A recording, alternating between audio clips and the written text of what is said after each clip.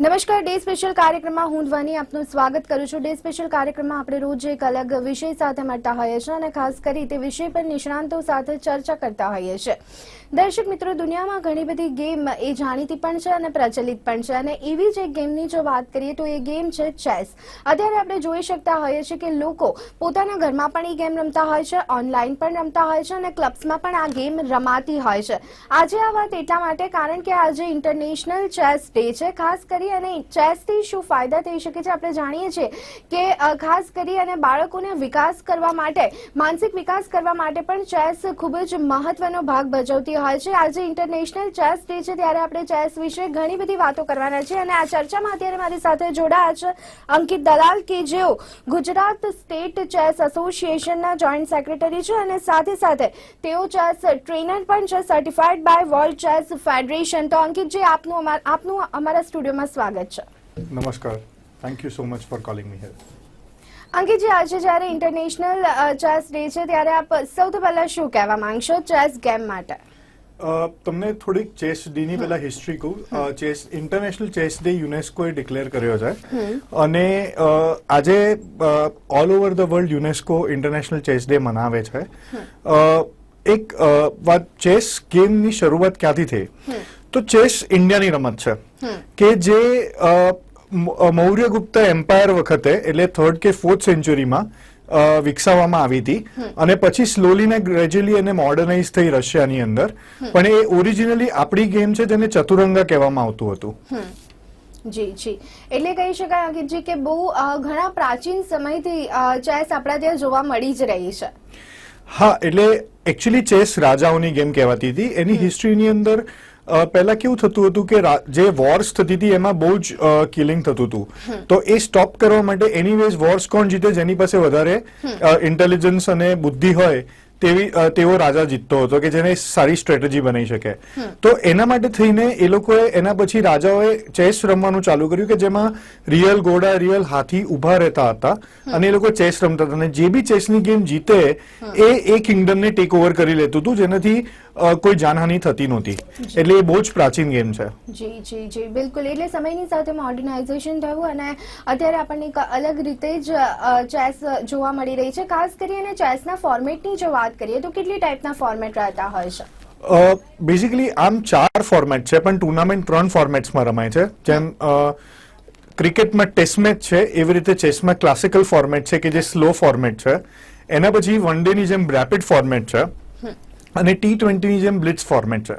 Classical ફોર્મેટની વાત કરું તો ક્લાસિકલ ફોર્મેટ લગભગ 1.5 કલાક એક જણને મળતો હોય છે, એટલે ટોટલ ગેમ 3 થી 3.5 કલાક ગેમ ચાલે। રેપિડ ફોર્મેટમાં બંને પાસે અડધો કલાક અથવા 25-25 મિનિટ હોય છે અને બ્લિટ્ઝ ફોર્મેટમાં બંને પાસે 5-5 મિનિટ અથવા 3-3 મિનિટ હોય છે અને એ સમયમાં તમારી ગેમ કમ્પ્લીટ કરી દેવામાં આવે છે। અને સ્પેક્ટેટર ફ્રેન્ડલી કરવા માટે વર્લ્ડ ચેસ ફેડરેશન હવે એક બુલેટ ફોર્મેટ લાવી રહી છે કે જેમાં 2 પ્લેયર પાસે ખાલી 1 મિનિટ રહેશે, એટલે 1 મિનિટની અંદર આખી ગેમ પૂરી કરવાની રહેશે। જી જી જી, અંકિતજી, હવે અલગ અલગ પ્રકારના આપણે જે ફોર્મેટ સમજાવ્યા એમાં સૌથી વધારે ફોર્મેટ કયું ફેવરિટ છે? વધારે લોકો કયા ફોર્મેટ પર રમતા હોય છે? એટલે આમ વર્લ્ડ ચેમ્પિયનશિપ 3 ફોર્મેટમાં રમાય છે, વર્લ્ડ, રેપિડ, બ્લિટ્ઝ અને ક્લાસિકલ। પણ સૌથી ફેવરિટ બધાનું ક્લાસિકલ ફોર્મેટ છે કારણ કે એમાં n number of permutation and combinations possible છે કે જે તમે બ્લિટ્ઝ અને રેપિડમાં બીકોઝ બહુ ઓછો ટાઈમ હોય એટલે કેલ્ક્યુલેશન ના કરી શકો। Chess is a pure game of calculation and strategy, એટલે જો તમારી પાસે ટાઈમ વધારે હોય તો તમે એટલું વધારે કેલ્ક્યુલેટ કરી શકો।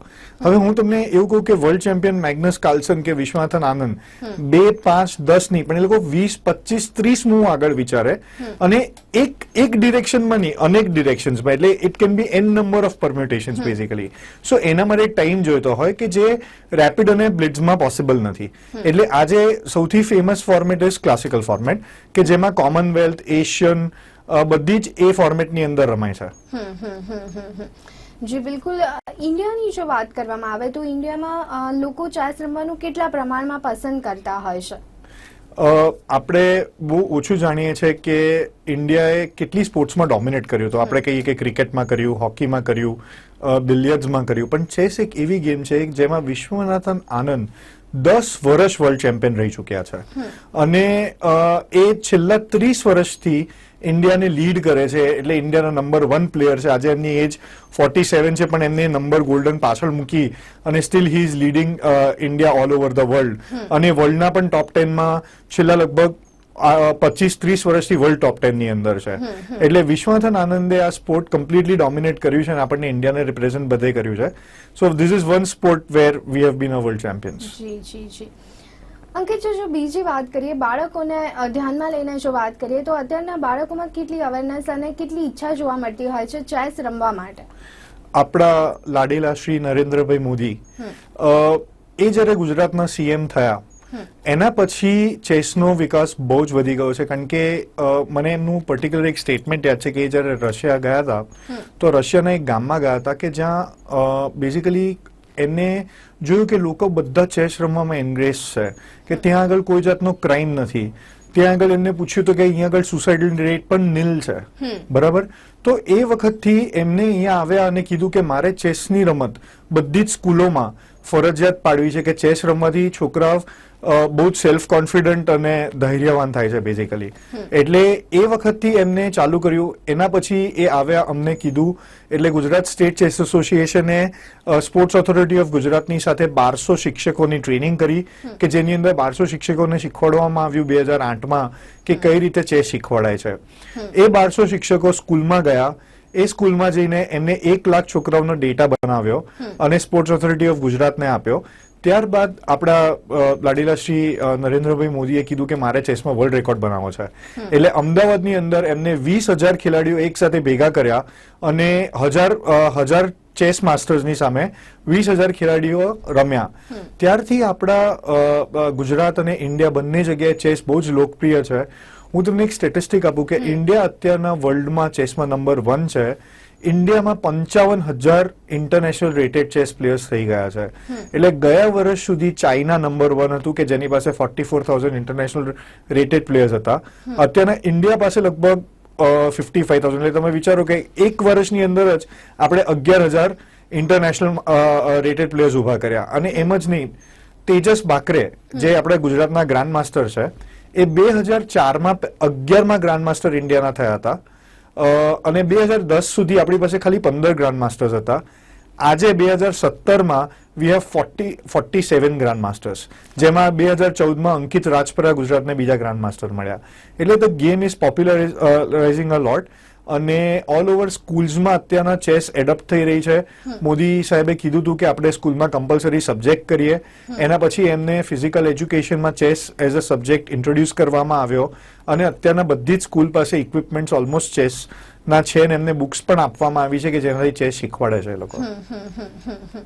બિલકુલ. અંકિત, આપને શું લાગે છે કે હજી પણ લોકોમાં અવેરનેસ વધે? વડાપ્રધાન નરેન્દ્ર મોદી દ્વારા જે પ્રયત્ન થઈ રહ્યા છે ખૂબ જ આવકારદાયક છે, પરંતુ આવનારા સમયમાં આપ એક ચેસ ટ્રેનર છો એના નાતે આપ શું કહેવા માંગશો કે હજી વધારે શું થવું જોઈએ?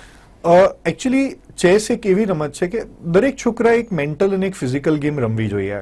તો એનું ડેવલપમેન્ટ બહુ જ સારું અને બહુ વધારે ફાસ્ટ થાય. કારણ કે તમે જેમ ફિઝિકલ ગેમમાં બોડીને એક્સરસાઇઝ આપો છો, એમ મેન્ટલ ગેમની અંદર તમે બ્રેનને એક્સરસાઇઝ આપો છો. સો ચેસ એક એવી ગેમ છે કે તમારા બંને side of brain A utilise કરે છે, અને એનાથી તમારા સ્ટ્રેટેજી મેકિંગ ઇમ્પ્રૂવ થાય છે. એક નાના છોકરા માટે હંમેશા ડિફિકલ્ટ હોય છે ડિસિઝન મેકિંગ. સો જે એકદમ અર્લી એજથી સ્ટાર્ટ કરે એના ડિસિઝન મેકિંગ સ્કિલ્સ બહુ સ્ટ્રોંગ થાય છે એટ અ વેરી અર્લી એજ. એટલે મેચ્યોરિટી બહુ જલ્દી આવી જાય છે, અને એનાથી એનો કોન્ફિડન્સ, કારણ કે તમે લાઈફમાં કાઉન્ટ કરવા માંડો કે આગળ તમારે શું કરવું છે, ક્લેરિટી આવે, તો એનાથી છોકરાઓનું ફ્યુચર બહુ જ બ્રાઇટ થાય છે. એટલે હું તમને કહું કે જેટલા પણ ગુજરાત સ્ટેટ ચેસ ચેમ્પિયન્સ રહી ચૂક્યા છે એ આજે ઇધર બહુ મોટા ડોક્ટર્સ થઈ ગયા છે, અથવા તો એ બહુ પ્રોફેશન પર્સપેક્ટિવથી ઇધર બિઝનેસમેન્સ છે. So every chess player it is very it's a pure combination કે એજ્યુકેશન અને ચેસ એ બંને સાથે જાય છે. કારણ કે અગર એક બહુ સારો ચેસ પ્લેયર હોય ને, એટલે એની મેમરી બહુ સારી હોય, એનું પ્લાનિંગ અને ફોરસાઇટ બહુ સારું હોય, તો એ automatically he is going to be a very good student. So જો તમને બંને જોઈતું હોય તો ચેસ રમશે તો બાળકમાં ડેફિનેટલી એનો આઈક્યુ ઇન્ક્રીઝ થાય છે. એટલા માટે થઈને ચેસ રમવું જોઈએ, અને એની સાથે એક ફિઝિકલ ગેમ પણ રમવી જોઈએ. એટલે ચેસમાં અગર ચેસ રમશે છોકરાઓ તો એમનું ફ્યુચર બહુ સારું થશે. જસ્ટ એક ઇન્ટરેસ્ટિંગ વાત કરું તમને કે યુએસની અંદર ચેસ ઇન સ્કૂલ પ્રોગ્રામ 1986માં લોન્ચ કરવામાં આવ્યો હતો. Okay. ત્યારબાદ એના પર રિસર્ચ કરવામાં આવ્યું અને જેલ્સમાં જેટલા પણ લોકો ક્રાઇમ કરે છે એમને સ્પેસિફિકલી ચેસ શીખવાડવામાં આવે છે કે એમનું માઇન્ડ ડાયવર્ટ થાય અને ત્યાં આગળ એ ક્રાઇમ રેટ ઓછો થાય યુએસ ની અંદર. સો ચેસ એક નહીં પણ અનેક રીતે ઘણી બધી રીતે આપણને ઘણા ફાયદા કરાવે છે. જી અંકિતજી, આપે કહ્યું તે પ્રમાણે કે ચેસ રમવાથી બાળકનું ડિસિઝન પાવર જે રહેતો હોય છે ઘણો સ્ટ્રોંગ બને છે અને બાળક જલ્દી મેચ્યોર થાય છે. કઈ એજથી બાળકે ચેસ રમવાનું સ્ટાર્ટ કરવું જોઈએ અથવા તો પેરેન્ટ્સે સ્ટાર્ટ કરાવવું જોઈએ? તમે આ બહુ સારો ક્વેશ્ચન પૂછો કારણ કે આ બહુ જ ડિબેટેબલ ક્વેશ્ચન છે.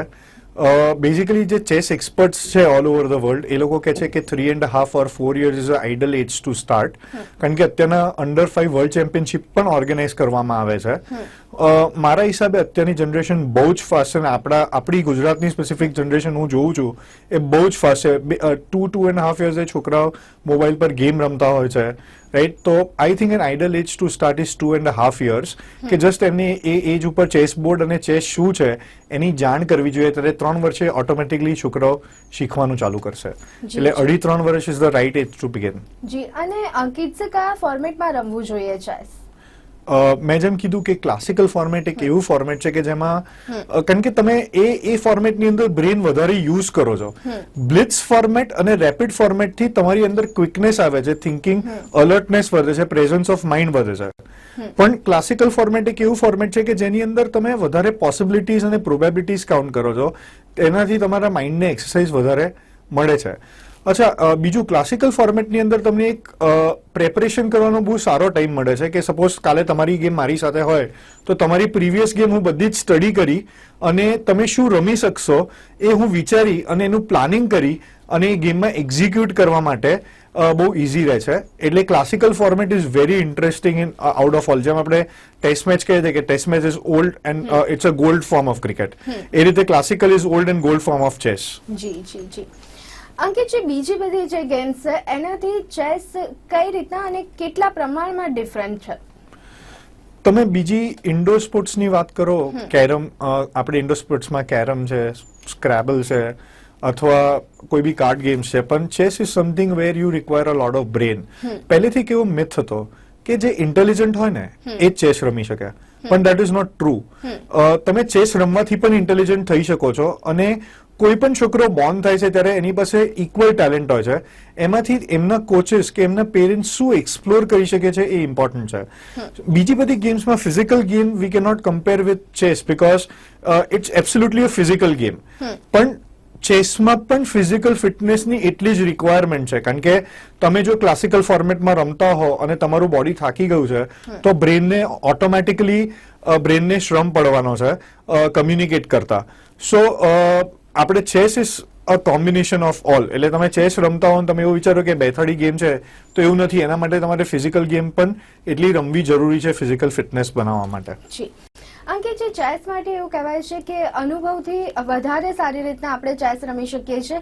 બાળકોની જો વાત કરવામાં આવે તો પહેલેથી જો શરૂઆત કરી હોય તો એક પકડ સારી આવતી હોય છે, પણ ઘણી વખત ઘણા લોકો એવા રહેતા હોય છે કે બાળપણમાં નથી રમવાનું શરૂ કરી શકતા. પાછળથી એવું થાય છે કે ચેસ રમવું છે, પરંતુ એક રહેતું હોય છે કે હું ક્યારે પણ વધારે સારી રીતના નહીં રમી શકું કારણ કે એમાં અનુભવ વધારે જોઈતો હોય છે. તો એ બાબતે આપનું શું માનવું છે?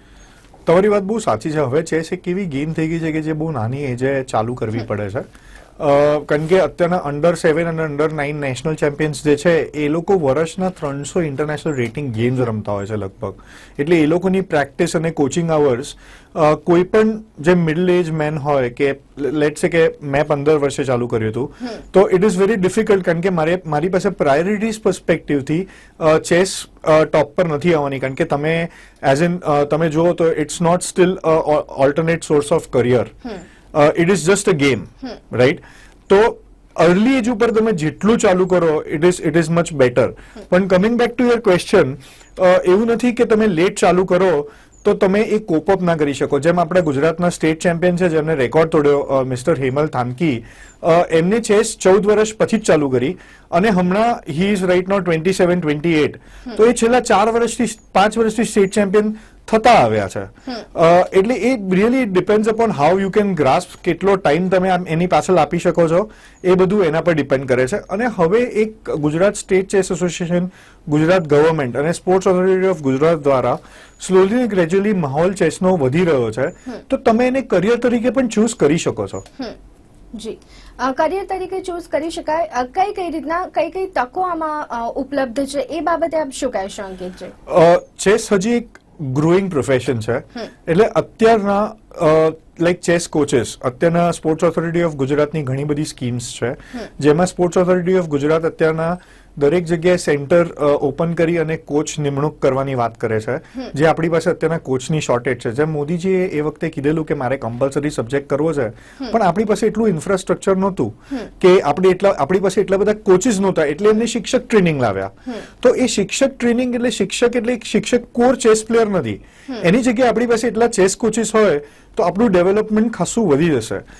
તમે અત્યારના છેલ્લા લગભગ 3 કે 4 વર્ષની અંદર ઇન્ડિયાનો ચેસમાં પ્રોગ્રેસ બહુ જ વધારે થયો છે અને વર્લ્ડ લેવલ ઉપર ઘણા બધા મેડલ્સ આપણને મળે છે. તો અગર આપણે એ ઇન્ફ્રાસ્ટ્રક્ચર વધારીએ અને ચેસ કોચિસ વધારીએ તો આપણે કમ્પ્લીટ ડોમિનેશન ગેમ પર આવી જશે, જે અત્યાર સુધી રશિયાનું હતું. જી, એટલે અંકિતજી અત્યારે કહી શકાય ને કે અત્યારે આ ટાઈમ આપણા માટે ટફ છે, કારણ કે આપણી પાસે ચેસ કોચ જે છે પૂરતા પ્રમાણમાં નથી. સામે લોકોનું શીખવાનો ઇન્ટરેસ્ટ વધી રહ્યો છે, ત્યારે સોલ્યુશન શું હોઈ શકે? માત્ર અત્યારના સમય પૂરતી જો વાત કરીએ તો અત્યારે વધારે લોકોને શીખવું છે, સામે આપણી પાસે કોચ લિમિટેડ છે, તો ત્યારે કઈ રીતના પ્રયત્ન થવા જોઈએ? આ તમે બહુ સારો એક ક્વેશ્ચન છે, કારણ કે જ્યારે સ્પોર્ટ્સ ઓથોરિટી ઓફ ગુજરાત સાથે અમારી મીટિંગ થઈ ત્યારે આ સવાલનો ચર્ચા કરવામાં આવી હતી. અને ગયા વર્ષે લગભગ 2015માં અમે first chess college in the world, which is UGC certified. Suppose મારું certification is from World Chess Federation, પણ UGC certified નથી, જે અંડરગ્રાઉન્ડ કમિશન હોય એ. એમાં આપણે diploma in chess training course ચાલુ કર્યો છે, સર્ટિફિકેશન અને ડિપ્લોમા. તો અત્યાર સુધી લગભગ ઓછામાં ઓછા 70 ક્વોલિફાઈડ કોચેસ એમાંથી પ્રોડ્યુસ થયા છે. સો એ સ્વર્ણિમ ગુજરાત સ્પોર્ટ્સ યુનિવર્સિટીના સંકલનમાં અમે એ કોર્સ ચલાવીએ છીએ, અને એમાં જેટલા પણ સર્ટિફાઈડ ટ્રેનર્સ થશે એમને ફ્યુચરમાં બહુ બેનિફિટ થશે કે એ એમના સર્ટિફિકેશનથી આપણી પાસે સર્ટિફાઈડ કોચિસ હશે, કેવી રીતે ચેસ શીખવાડવું અને એની રાઈટ બેઝિક્સ કેવી રીતે છે એનાથી ઘણો મળશે. અને like in last 2 or 3 years we may have produced more than 200 or 300 coaches in total in Gujarat itself. So all over the country એ વધી રહ્યું છે. અને હવે આપણે જેમ જાણીએ છીએ કે કમ્યુનિકેશનનું માધ્યમ બહુ ફાસ્ટ થઈ ગયું છે, વોટ્સએપ, સ્કાઇપ, ઓનલાઈન ટ્રેનિંગ્સ પણ બહુ થતી હોય છે. લાઈક અહીંયાના કોચેસ અબ્રોડ ટ્રેન કરતા હોય છે, અબ્રોડના કોચેસ અહીંયા ટ્રેન કરતા હોય છે. અને સ્પોર્ટ્સ ઓથોરિટી ઓફ ગુજરાતનું વિઝન બહુ જ સારું છે, અને એની સાથે ગુજરાત સ્ટેટ ચેસ એસોસિએશન પૂરું સહેમત થાય છે. અને બંને સંકલનમાં અત્યાર સુધીમાં લગભગ 5 ઇન્ટરનેશનલ કેમ્પ, અહીંયા આગળ કોચિંગ કેમ્પ યોજ્યા હતા, જેમાં વિશ્વનાથન આનંદના સેકન્ડ મિસ્ટર ઉબિલાવા, છેલ્લા 3 વર્ષથી એશિયાના બેસ્ટ ચેસ કોચ મિસ્ટર વ્લાદિમિરોવ અહીંયા આગળ દર વર્ષે કોચિંગ કરવા આવે છે, અહીંયાના છોકરાઓને શીખવાડે છે. એટલે કોચિંગ અત્યારના બધી રીતે it is bin taken care of, કે માસને પહોંચવા માટે અમે ઘણા બધા પ્રોગ્રામ્સ કરીએ છીએ. આજે આપણે જે પ્રોગ્રામ કરી રહ્યા છીએ ત્યારે જ આપણી વચ્ચે એક બહુ સારી એક ઘટના બની છે. ગઈકાલે અમે લોકો રાજકોટમાં હતા, અને રાજકોટ મ્યુનિસિપલ કોર્પોરેશન દ્વારા, મહાનગરપાલિકા દ્વારા એક free open tournament for all Indian chess players જાહેર કરવામાં આવી, અને 22 તારીખથી રાજકોટમાં એ ટુર્નામેન્ટ રમાશે, જેમાં ઘણા બધા પ્રાઇઝીસ છે અને છોકરાઓને એક્સપોઝર આપવામાં આવશે. એટલે લગભગ 200 રેટેડ પ્લેયર્સ ને 200 અનરેટેડ પ્લેયર્સ, એટલે એમાં લગભગ 50 થી 60 રેટેડ પ્લેયર્સ આપણને વધારે મળશે.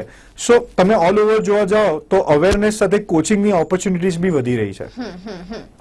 અંકિતજી, અત્યારે આપણે જોઈ રહ્યા છીએ કે ટેકનોલોજીનો યુગ આવી ગયો છે, મોબાઈલ ફોન અને ગેજેટ્સ નાના બાળકો પણ ઓપરેટ કરતા હોય છે, અને ત્યારે આપણે જોતા હોઈએ છીએ કે કોઈ પણ બાળક વધારે સમય ગેમ રમવાનું પસંદ કરતો થઈ ગયો છે. ત્યારે બીજી બધી ગેમ કરતા ચેસ કઈ રીતના બેસ્ટ છે? ફોન પર જો ગેમ રમતા હોય અથવા તો કોઈ ફાલતુ ગેમમાં સમય બગાડવો, એના કરતા ચેસ કેટલી બેટર છે? એક સાચી વાત કહું, મોબાઈલ ગેમ્સ ની જેટલી પણ ગેમ્સ છોકરાઓ રમે છે એની અંદર ચેસનો ખાલી એક જ સાર આવે છે વિચ ઇઝ સ્ટ્રેટેજી. એટલે તમે ચેસની suppose candy crush was very famous, તો કેન્ડી ક્રશમાં શું છે, તમારે પ્લાન કરવાનું છે કે કેવી રીતે થાય.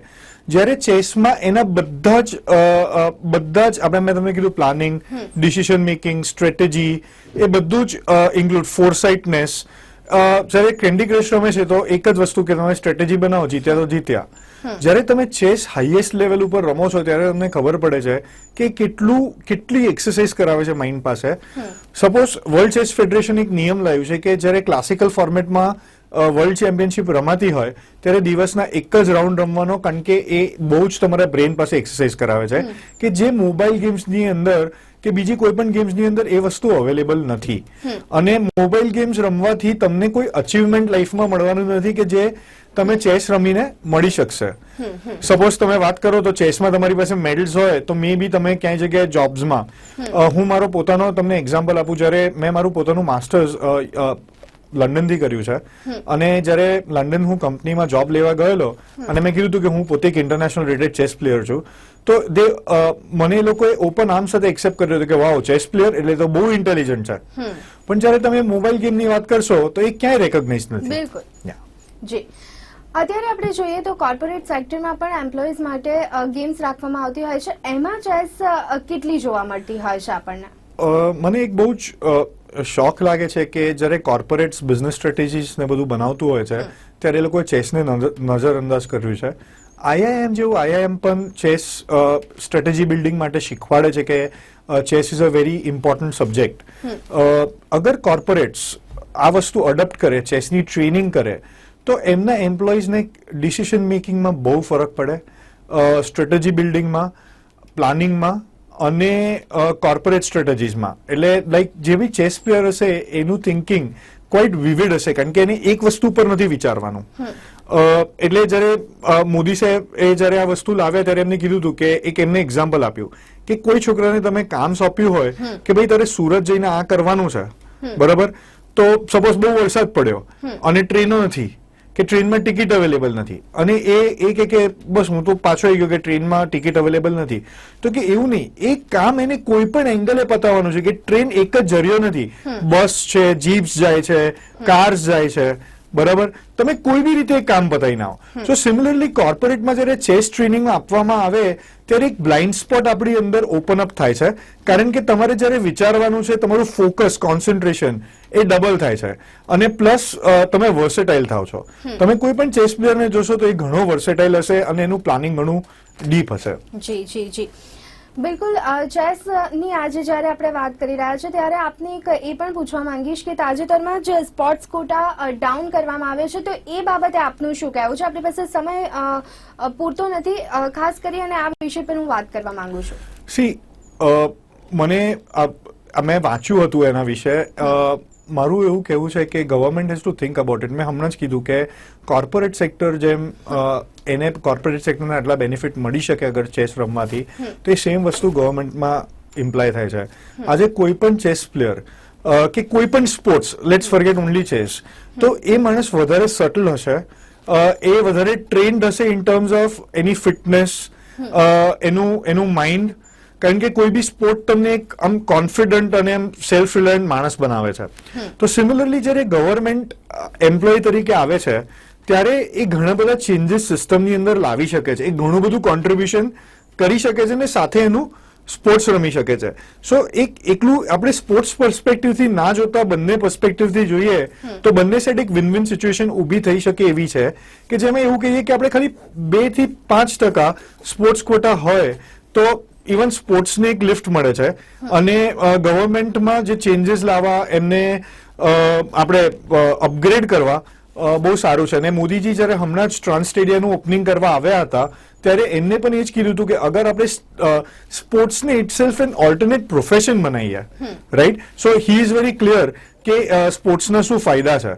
તો આઈ એમ શ્યોર કે અગર સ્પોર્ટ્સ કોટામાં સ્પોર્ટ્સ જોબ અવેલેબલ હોય તો આપણે ઘણા બધા સિતારા જે ઇન્ડિયાનું નામ રોશન કરે એવા આવશે અને ઇન્ડિયા જસ્ટ ખાલી કોર્પોરેટ સેક્ટર, બિઝનેસ સેક્ટર કે સોશિયલ સેક્ટરમાં આગળ નહીં હોય પણ સ્પોર્ટ્સમાં બી નંબર 1 ઘણી બધી સ્પોર્ટ્સમાં આવી શકે છે. જેમ આજે ક્રિકેટમાં આપણે નંબર 1 છીએ જ, સેમ રીતે. જી બિલકુલ. દર્શક મિત્રો, આજે જ્યારે ઇન્ટરનેશનલ ચેસ ડે છે ત્યારે ચેસને લગતી આપણે ઘણી બધી ચર્ચા કરી અને આ ચર્ચામાં અત્યારે મારી સાથે જોડાયા હતા અંકિત દલાલ. અંકિત, આપ અમારી સાથે જોડાયા તે માટે થેન્ક યુ સો મચ.